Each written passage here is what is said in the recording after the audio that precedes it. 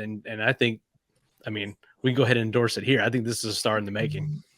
There's no doubt in my mind a star in the making. And I think it's cool because to be honest with you, what I find, at least some level, what I find to be the most impressive part of this whole deal is the fact that, and Paige, take this in stride here, but you're part of a royal bloodline, in the sport of drag racing. The Coughlin family, Jegs as a company, what the Coughlins represent, what Jeg represents in this industry is almost unspeakable. It's very difficult to put into terms. And I find it really interesting that there's not, all these rumblings of, hey, we're going to stroke a bunch of checks to make sure that Paige Coughlin's racing against Ryan Martin on day one. No, sir. No, ma'am. You guys are more than willing to do it just like anyone else would have to do it.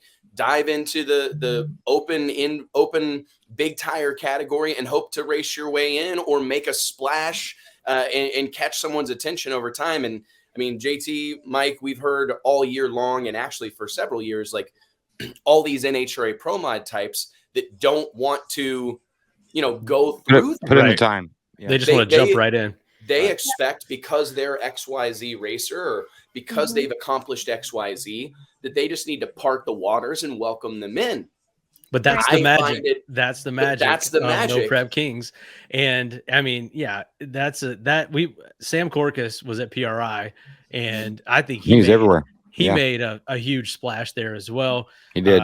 We worked together on a few things, some conferences and stuff, and I think he really opened up to the world as far as his vision for this whole deal. And like we said from day one, protecting that entity and making sure that is not possible, even for, like we said, like a royal deal like Jegs. If you're a member of the Coughlin family and you're willing to go up through the ranks like this, then come on in. The water's fine for all the rest and of these guys. What does that say? That's what it says. There's a couple of things. That's what it says to me. For everybody else. Yeah, right. I do think, because I think that there's some value from a multitude of levels that this situation brings to the table, right? Because it's going to be great for you and it's going to be great for Jegs, I have no doubt.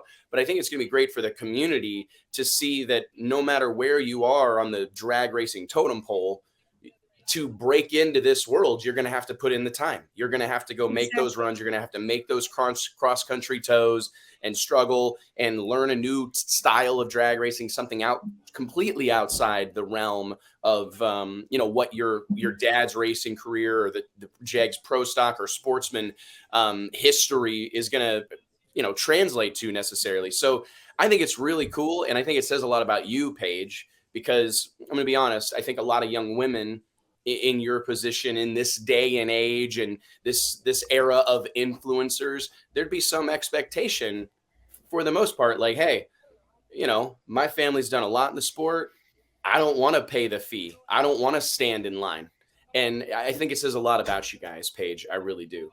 Thank you. That was one thing I tried to highlight the most about when I released that announcement of me going to No Prep Racing was that, I want to race just like everybody else does. Just because I am Jegs or that I am a Coughlin, that doesn't mean I get to go in and race the invitational race. That's not fair, and that's just not how it works. You start out in the future class. That's how it was designed, and that's how it should be done. And I think it just makes it even more rewarding that if we were to get invited up, we worked for it. We proved our worth to be on this show. And it's that much more rewarding to be a part of that. And, I've wanted to stress that to a lot of people because I've gotten comments about like, oh, well, she's just expecting to go right on up into the invitational class, or she doesn't need to go follow the rules just like everybody else did. And I'm like, no, that's wrong.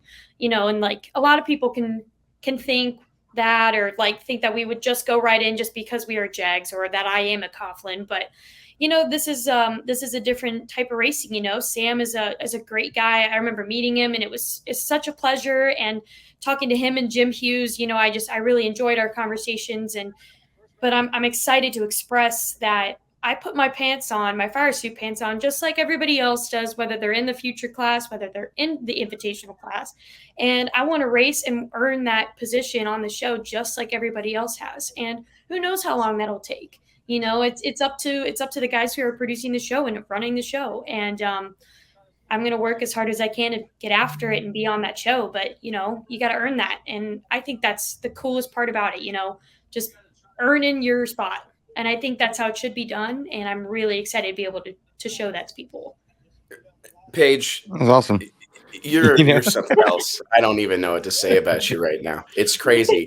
I mean, it's a great thing. It really is. And I hope that how this whole deal pans out, just the fact that you're willing to go put in that time and put in that effort and spend the money and tow the miles, I think it's going to create a story. And that's what we really need, is because we've ran into that a lot where